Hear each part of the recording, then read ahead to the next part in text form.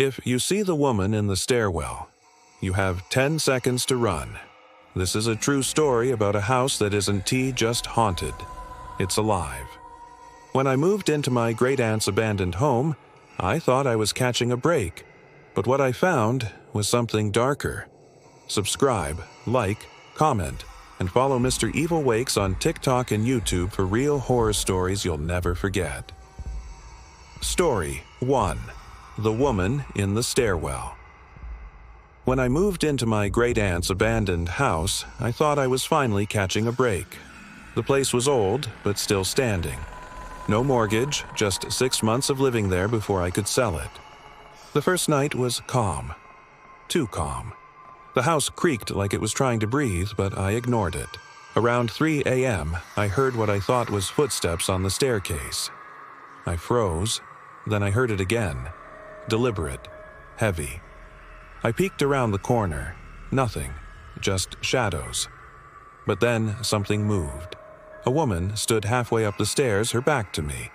Long, wet, black hair, head tilted like she was listening. I blinked, and she was gone. The next morning, there were wet footprints leading from the stairs to the kitchen. I hadn't spilled anything. The place was dry. I set up a camera that night. At 3:11 a.m., the motion detector pinged. The footage? A tall woman with no face, crawling backward up the stairs, her limbs bending the wrong way. I should have left right then, but I didn't. And every night, she came one step closer to my room. Story 2. The Locked Closet. By week 2, I'd moved into one of the upstairs bedrooms. There was a closet door I couldn't open. The knob was ice cold. I figured it was sealed shut with old paint or something. One night I heard tapping, light, rhythmic, coming from inside the closet. I put my ear against the door. Silence. But just as I turned away, bang. Something slammed into it from the inside. I shoved a chair under the handle and tried to sleep. At 3:11 a.m., the door creaked open on its own. The chair hadn't moved. The handle hadn't turned. But it was open. Inside, nothing, except my name, written over and over in red crayon on the inside wall. The next night, I locked my bedroom door and pushed my dresser in front of it. Still, at 3:11, I woke up to the closet door standing open, and something crouching inside. Watching me. Story 3. Whispers in the Wall. The third story is the one that broke me. It started with dreams. I'd hear a woman whispering in my sleep saying things like, "Come closer," or "You forgot me." I assumed it was stress, maybe loneliness. Then one night I woke up to scratching. It was coming from behind the wall, right behind my bed. I pressed my ear to the plaster, and that's when I heard it. Whispers. A voice. Low and calm. "I'm in here," it said. "Why did you leave me in here?" I moved my bed that day, pushed it to the other side of the room, but the next night the whispers came from that side too. No matter where I went, they followed. Finally, I punched a hole in the wall with a hammer, just drywall and insulation. But tucked between the beams, I found a locket. Inside was a photo of a woman I'd never seen, and a note. "She hears everything." That night, I heard her breathing behind every wall. Story 4. The Basement Room.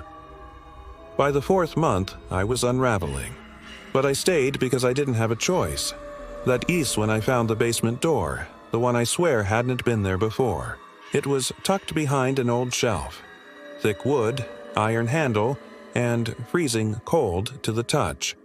When I opened it, the stairs led down to a room lit with oil lanterns. The walls were lined with mirrors, but none of them reflected me. Each showed something different. A version of the room with someone inside. Different people. Crying, screaming, smiling. One mirror showed me, asleep, with a tall shadow standing at the foot of my bed. I ran. I slammed the door and tried to forget. But later that night I looked in the mirror in my bathroom and saw that same shadow, standing right behind me. I turned. Nothing. but every mirror in the house was warped after that. Reflections lagged. Some moved when I didn't. Story 5. You belong to the house. It was the last week. I was counting the days. I just wanted out. But something had changed. The house no longer felt like a building. It felt like a being, watching me, breathing. I found a note on my pillow. It's almost time. At 3:11 a.m., I woke to the sound of someone walking in my room. Not pacing, stalking. The air was syrup thick. My limbs wouldn't move. Sleep paralysis. But my eyes worked, and I saw her, the woman from the stairs. Closer now, right at my bedside. She leaned in and whispered, "You belong to the house now." Then she vanished. The next morning, my car was running. Door open, radio playing static. No idea who started it. I took the chance. I left. But when I looked back in the rearview mirror, the house wasn't behind me. Just woods. Endless. Black. And I swear, when I passed a road sign, the town name had changed. To Helen. My great-aunt's name. I don't know where I am now, but at 3:11 every night I wake up, and she's always there, waiting. If you see the woman in the stairwell, you have 10 seconds to run.